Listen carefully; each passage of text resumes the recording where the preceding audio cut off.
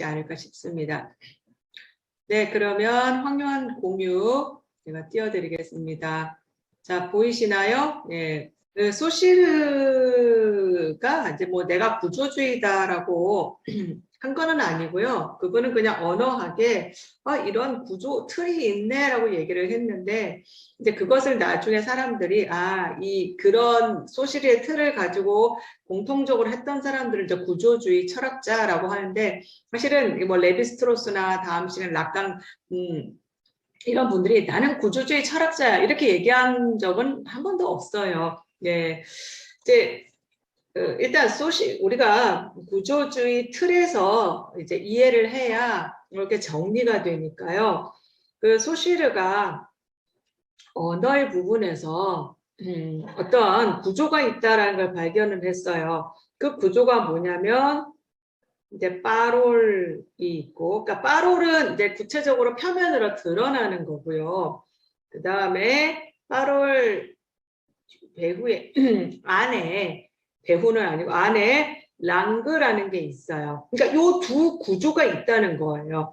언어에 소시르는 그래서 이 랑그 특히 기호에서 이제 기표와 이제 기의가 있는데 이것이 이제 기호로 언어가 이게 자연스럽게 정해진다는 거죠. 기표와 기의가 뭐 배후의 어떤 이데아나 신이 이렇게 해라고 정해준 것도 아니고 자연스럽게 이런 기호의 언어가 생기면 그다음 일단 이렇게 생기면 랑그의 세계에서 생기면 이제 빠롤에서 사람들이 말할 때 이 정해진 이 기호를 맞추어서 해야 된다는 이것을 벗어날 수가 없다는 인간이 그 구조를 벗어나서 말을 하면 그 구조에서 견디지를 못하고 살아남지를 못합니다. 그래서 랑그와 빠롤이라는 구조가 있고 랑그가 더 중요하다. 요 구조를 이제 구조주의자들이 그대로 가지고 오는 거예요. 자, 그러면 레비스트로스는 어느 분야에서 이 구조를 발견했냐면 인류학입니다. 아까 뭐 문화라는 말씀을 하신 분들도 계신데 문화는 나중에 롤랑 바르트라는 사람이 해요. 그래서 문화는 아니고 인류학. 그러니까 쉽게 얘기해서 사회를 구성하는 가장 기본 구성이 누굽니까? 인간이잖아요. 그렇죠? 사람이 있어야 뭐 공동체도 생기고 국가도 생기고 사회도 생기는 거잖아요. 그런 사회의 가장 기본 구성 요소인 인간이 그러면 어떤 구조로 되어 있느냐 이제 그거를 본 거예요. 인류라는 것이. 그래 이 빠롤과 랑그의 구조로 맞춰서 보면 이 빠롤에 해당되는 것이 이제 변화하는 사회예요. 변화하는 사회. 이 책에서는 아까 윤 목사님 번역 잘못됐다고 하셨던 바로 뜨거운 사회. 그러니까 가만히 있는 게 아니라 사회는 계속 변해요. 그리고 사회를 구성하는 그런 사람들도 계속 변하고요. 자, 그 다음에 랑그에 해당되는 그건 뭐냐면 차가운 사회입니다. 차가운 사회라고 하고 이 사회는 변화하지 않죠. 변하지 않는 사회입니다. 자, 그렇게 두 구조로 되어 있다는 거예요. 인류 사회가. 그러면 그 변화는 이 두 구조로 되어 있는데 이 같이 있는 거예요. 어느 하나만 있으면 변화하는 사회만 있으면 안 되고 또 변하지 않는 사회만 있어도 안 된다는 거예요. 이게 이제 같이 있다는 거죠. 마치 빠롤과 랑그가 같이 있는 거죠. 그러니까 구조가 어떤 구조냐면 빠롤과 랑그가 있는 그 구조가 함께 있다는 거죠. 그래서 빠롤은 이제 랑그에서 정해진 것을 그냥 그대로 맞추어서 이제 표현하고 살아가는 거. 그러면 이 레비스트로스에 따르면 차가운 사회에서 있는 것을 끊임없이 변화하는 것 같아도 그 이면에 이 가장 기본적인 게 늘 깔려 있다는 겁니다. 자, 그러면 이 랑그가 중요하죠. 왜냐하면 이 변화하는 사회는 이 랑그가 정해 놓은 것을 그대로 드러내는 것이니까요. 그러면 이 사회가 문명 사회도 될 수 있고 다양한 사회가 될 수가 있습니다. 그러면 그 변화한 사회의 밑에 정말 변하지 않는 사회, 인류 사회가 뭐가 있느냐는 거죠. 그거를 다 벗겨내고 현상학적으로 벗겨내고 보니까 친족 구조가 있더라는 거예요.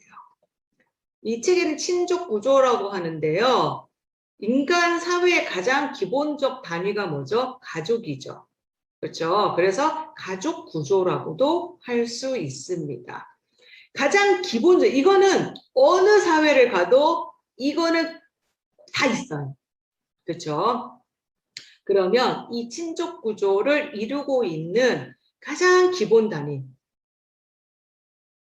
그걸 이렇게 에포케 쳐서 보면 친족소가 있는 거예요. 그러니까 가족은 그러면 가족소라고도 합니다. 그러면 이 친족 구조를 이루고 있는 이 친족 그러니까 요소들이 뭐 있냐? 세 가지가 있습니다.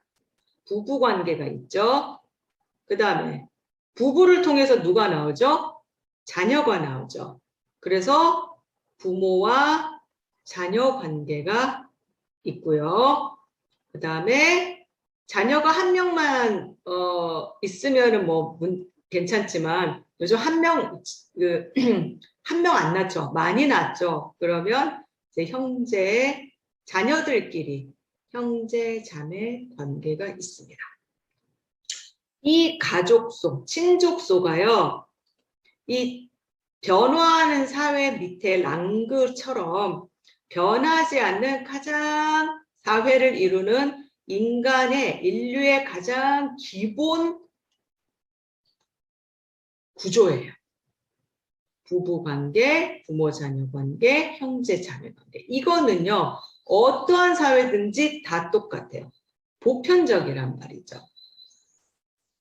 이게 없으면 인간 사회가 이루어지지 않아요. 사실은 공동체 사회라는 게 뭡니까? 가장 기본적인 이 가족 구조, 한 가족 구조, 가족소들이 모여서 한 가족이 이루어져 있고 또 그 가족들이 모여서 공동체가 이루어지고 또 공동체들이 모여서 사회가 이루어지고 국가가 이루어지고 그러는 거잖아요.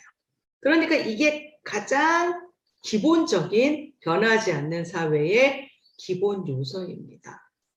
그래서 이 안에서 이제 마치 소시리의 가족 구조 안에 들어와서 각자 기표 기일을 가지고 각자 역할을 하는 거예요. 그래서 남편, 아버지는 가족을 일을 해서 가족을 먹여 살리고 또 지금은 좀 많이 바뀌었습니다. 가장 기본적인 거. 그다음에 이제 엄마이자 아내는 자녀를 낳고 키우고 또 살림을 하는. 그다음에 자녀들은 가족 그리고 앞으로 가족을 벗어나 사회생활을 할 때 필요한 가장 기본적인 사회 구성원이 되기 위한 그런 교육들을 받고 있습니다. 자, 이 가장 기본적인 구조는 어느 사회나 다 있는 차가운, 그러니까 다른 건 변해도 이거는 변하지 않습니다. 그러면 이 친족 구조가 유지가 되어야 인류 사회도 유지가 되잖아요. 그러면 이 친족 구조를, 가족소를 유지하기 위한 어떤 이제 룰이 생기겠죠. 그렇겠죠. 자, 그게 바로 뭐냐면요. 증여와 보상입니다. 보답이라고도 하고요. 그러니까 이 변하지 않는 랑그의 사회를 유지하기 위한 어떠한 이제 룰, 법칙, 이렇게. 근데 법칙이라기보다는 그냥 자연스럽게 이게 생긴 거예요. 자, 이게 증여와 보상이 잘 지켜지면 인류 사회가 잘 유지되고 보존이 된다는 거예요. 자, 그러면 이 증여와 보상이 어떤 형태로 이루어지냐면요. 전쟁. 근데 사실 전쟁은 증여의 개념은 아니에요. 그냥 어떤 사회가 다른 사회를 침공을 해서 뺏어오는 거죠. 전리품으로. 사람도 데리고 오고. 그래서 뭐 예를 들어서 어떤 부족인 어떤 사회가 있는데 거기에 여자가 부족해요. 그런데 이 친족 구조, 가족 구조를 유지를 하려면 여자가 필요하잖아요. 그럼 어떻게? 여자가 많은 그 사회를 가서 전쟁을 일으켜서 거기를 무너뜨리고 그 여자들을 데리고 보상을 하는 거죠. 그렇게 와서 이제 가족 구조를 유지를 하는 거죠. 전쟁을 통한 방법이 있고요. 그 다음에 친교, 교류, 뭐 교역이라고도 이제 할 수 있습니다. 요거는 이제 상호죠. 우리가 하나 주고 그쪽에서도 하나 받아오고 그렇게 해서 이제 증여와 보상이 이루어집니다. 그 다음에 세 번째, 이게 레비스트로스가 이 책에서 가장 많이 강조한 부분인데 이제 결혼이에요. 그리고 콕 집어서 레비스트로스는 여자라고 했는데 제가 이거를 결혼이라고 우리 선생님도 말씀하셨고 저도 좀 여자라고 얘기를 안 한 이유는 지금은 사실은 이 여자라고 얘기를 하면 굉장히 이렇게 여성분들에게는 굉장히 불편하게 들릴 수도 있고 사실 꼭 그런 것만은 지금 사는 그런 것만 아니기 때문에 이제 조금 넓은 범위로 얘기를 하겠습니다. 결혼입니다. 레비스트로스가 주로 강조한 부분은 바로 이 부분이고 특히 이제 여자의 증여 이 책에는 이렇게 나왔을 거예요. 그래서 이제 어떤 다른 부족에서 이제 여자가 이제 시집을 오는 거죠. 결혼을 하는 거죠. 결혼을 통해서 이제 다른 부족에서 그러니까 여자가 남자만 있는 부족 사회에 여자가 이제 결혼을 해서 오지 않으면 그 남자만 있는 사회는 망합니다. 그렇죠? 그래서 여자가 많은 사회에서 여자를 그 남자가 많은 그 사회로 그 부족으로 종족으로 여자를 이제 결혼을 통해서 이제 증여를 하는 거죠. 증여가 이제 결혼이죠. 그렇게 하면 그 여자가 가서 이제 자녀도 후손도 낳고 또 노동력도 제공하고 또 여자가 그 친정에 있었던 그런 문화나 이런 것들도 다 가지고 와서 그 남자만 있는 부족에게 또 좋은 영향력을 미칠 수 있잖아요. 좋든 나쁘든. 그러면 그 여자 집안에 있었던 정보까지 다 오니까 고맙잖아요. 그러니까 결혼을 하면서 그 여자가 올 때 그 여자의 집안에다가 무엇을 합니까? 보상을 하는 거예요. 물질로 보상을. 대개는 이제 물질로 보상을 하죠. 자, 근데 이제 책에서는 뭐 돈으로 줄 수도 있고 땅을 줄 수도 있고 뭐 가축을 줄 수도 있죠. 그래서 이 책에서 이제 여자만 얘기를 했는데 사실은 어떻게 반대로 여자만 있는 아마존에는 여자만 있는 부족도 있다고 해요. 그러면 그 여자만 있는 부족은 남자가 없으면 그 부족은 망할 수밖에 없습니다. 왜냐하면 이렇게 후손들이 태어날 수가 없잖아요. 여자만 있으면. 그러면 어떻게 해요? 남자가 많은 부족에서 결혼을 통해서 남자를 증여받는 거죠. 결혼이라는 이제 제도를 통해서 증여를 합니다. 그러면 그 남자가 가서 그 여자의 부족의 이제 자손들을 또 이제 퍼뜨려 주는 거죠. 그렇게 해서 결혼이라는 제도를 통해서 증여와 보상이 이루어집니다. 이것이 인류의 보편적인 구조고요. 제일 가장 많은 증여와 보상은 결혼을 통해서 이루어집니다. 이게 원시 부족 사회뿐 아니라 사실은 이것이 지금도 어느 사회든지 뜨거운 사회, 변화하는 사회에도 지금은 이 결혼을 통한 증여와 보상이 남아 있습니다. 형태는 좀 변했지만요. 그래서 결혼할 때 혼수 이런 거 있잖아요. 예단 이런 것들이 사실 어떻게 보면 그 증여에 대한 보답의 형태인 거죠. 그래서 보통 이제 남자가 결혼을 할 때 뭐 집을 제공하면 여자는 그에 맞는 그 집을 채울 이제 혼수라는 게 그 집에 필요한 이제 물건들을 채우는 거죠. 또 요즘은 맞벌이 부부가 많으니 이제 같이 반반씩 나누어서 집하고 살림살이를 이제 준비를 합니다. 그래서 형태는 내용은 조금씩 변화할 수 있지만 증여와 보상은 결혼에서 가장 그 중요한, 그래서 증여와 보상이 없으면 이 결혼이 이제 성립이 되지 않습니다. 그래서 이렇게 증여와 보상을 통해서 가장 기본적인 친족 구조가 유지가 됩니다. 자, 그런데 그 유지를 해야 되는데 막 이렇게 모든 사람들이 다 말을 듣는 게 아니잖아요. 나는 싫어. 뭐 이렇게 보고 반발을 하는 사람들이 생긴단 말이죠. 그러면 그거를 이렇게 매번 설득을 할 수가 없으니 어떻게 해요? 이제 제일 먼저 터부를 만드는 거예요. 금기라고 하죠.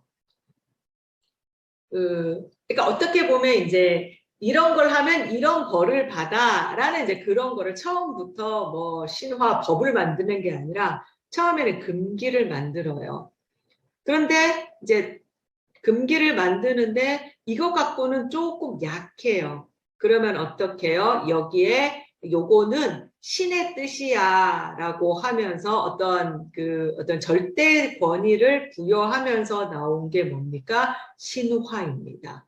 그러니까 신화가 그냥 뭐 이야기거리로 나온 게 아니라 왜 과학적이고 체계적이라고 하냐면 이것을 유지하기 위한 친족 구조를 가장 변하지 않는 인류 사회의 가장 기본 구조인 친족 구조를 유지하기 위해서는 이 신화를 통해서 그것에 벗어나고 반발하는 사람들을 이렇게 제어하기 위한 도구로 사용하는 거죠. 그러면서 이제 이 책에서 가장 대표적으로 얘기한 게 오이디푸스 왕 얘기죠. 예, 소포클레스인가요? 아니다. 하여튼 그 작품이 있죠. 자, 이 오이디푸스 왕의 그 이야기를 가지고 오이디푸스 신화를 만든 거예요. 자, 이것을 만든 이유가 뭡니까? 근친상간. 그러니까 가족끼리 결혼하는 것을 금지하기 위해서, 그러니까 처음에는 그거를 하면 안 돼라고 그냥 금기로만 했는데 그게 잘 안 되니까 그것을 했을 때는 신이 노해서 다 가문이 멸망하고 다 죽는다. 이거는 신의 뜻이야. 그러니 근친상간을 하면 안 돼라고 이것을 금지하기 위해서 신화가 만들어집니다. 그래서 이것을 어겼을 때 신이 노해서 어떠한 끔찍한 그 벌을 받는지, 어떤 비참한 최후를 받는지 그렇게 이제 얘기를 함으로써 근친상간 가족끼리 결혼하는 게 아니라 다른 곳에서 다른 부족에서 다른 사회에서 남자나 여자가 와서 결혼을 통해서 그 인류 사회가 유지가 된다는 거죠. 근데 이 신화도 근데 이런 친족 구조 또 이런 증여와 보상 이런 신화들이 신이 만들어준 게 아니에요. 그렇죠?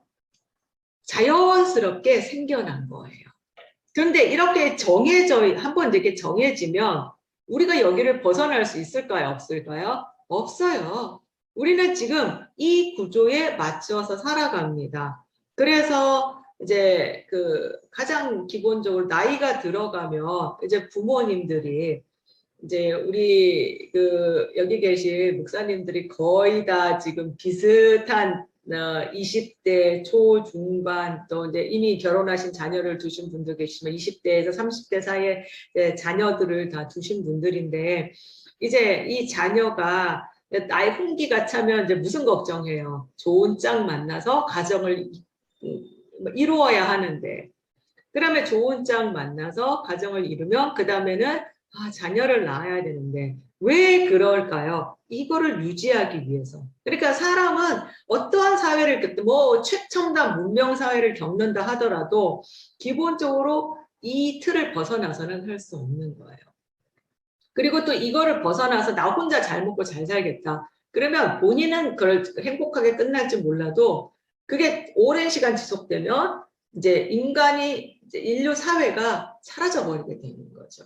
그래서 이거는 어느 사회든지 가장 기본적으로 있다. 그리고 이것을 유지하기 위해서 자연스럽게 증여와 보상이라는 룰이 생겼고, 그래서 특히 결혼할 때 이 룰에 맞추어서 이제 결혼을 하게 되고요. 그리고 이것을 잘 유지하기 위해서 이제 금기가 됐고, 금기가 잘 안 지켜지니까 이제 신, 이게 좀 더 강한 어떤 외부의 신이라는 것을, 신의 뜻이라는 것을 이제 넣어서 신화를 만들면서 그것을 지킬 수밖에 없도록 이렇게 만들었습니다. 그러니까 인류가 살아남기 위해서 자연스럽게 어느 순간에 만들어진 구조라는 거죠. 그렇지만 누구나 어떤 사람도 이 구조를 벗어나서 독불장군처럼 살 수는 없다는 것. 그래서 레비스트로스는 바로 이 파롤과 랑그라는 구조를 인류학에 도입을 해서 이렇게 설명을 했습니다. 자, 여기까지가 제가 정리한 내용이고요. 자, 우리 목사님들 질문 있으시면 질문 받도록 하겠습니다. 네, 그러면 오늘은 여기까지 하겠습니다. 공유하면 마치겠습니다. 수고하셨습니다.